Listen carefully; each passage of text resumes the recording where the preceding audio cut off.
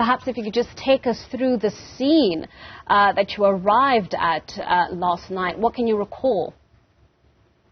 Yeah, good evening, good morning first, to say it's been a long night. We received multiple calls of a shooting incident that had occurred in popular Florida Road, and that multiple people had been shot and injured. On arrival, as one can imagine, it was absolutely chaotic with multiple people, in and around the scene, and SAPS and Metro Police were in attendance. And all paramedics were ushered straight through to two men that had sustained multiple gunshot wounds. One was outside of the venue and one was inside of the venue.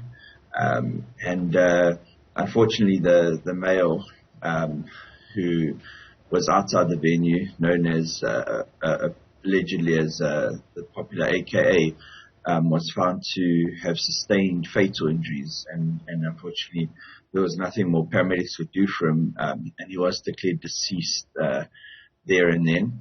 And there was a second male that had also sustained multiple gunshot wounds, and he was found in a critical condition inside the venue. And advanced life support paramedics attempted and worked to try and stabilize him. But unfortunately, due to the severity of his injuries, he went also into a state of cardiac arrest. And despite a lengthy resuscitation efforts, he passed away on the scene as well. How long did it take for paramedics to arrive on the scene, and how quickly were police officials able to kind of secure the area and cordon it off from members of the public, which I can imagine the popularity of Florida Road, there must have been quite the crowd? Yeah, absolutely. I mean, the paramedics and I think our response time from my ambulance was around 4 minutes to get to scene. And obviously, being the popular area it was, police were nearby. So they were already on scene, which is really commendable.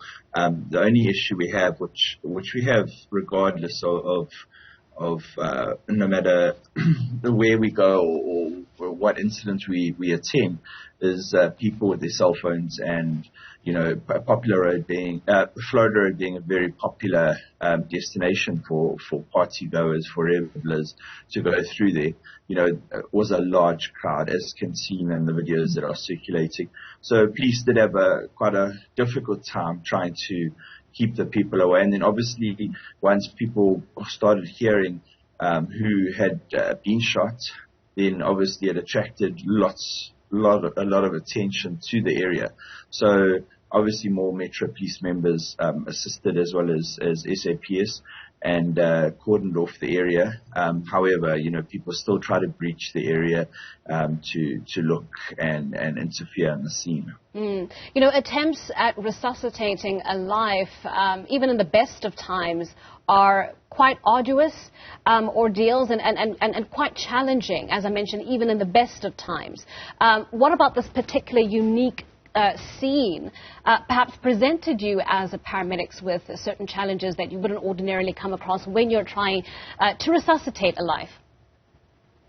Yeah, as I said, the patient was found inside the venue, so it was a little bit more controlled, if I may use that word. However, there were still people in and out, and people trying to find out, trying to come up and see exactly, what's happening, who's happening. So, we always work under the pressure of people watching over us.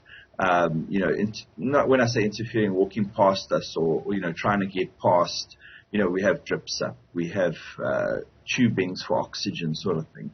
So, when we deal with a house call, it's obviously, as you say, it's each situation has its uniqueness.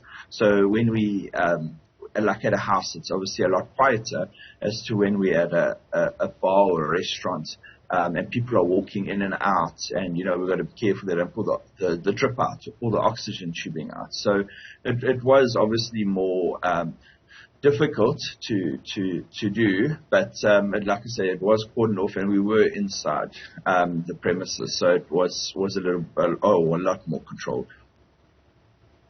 Well, Garrith, thank you so much, of course, for coming onto the platform this morning and sharing with us your experience of last night and sharing with us details of that particular incident.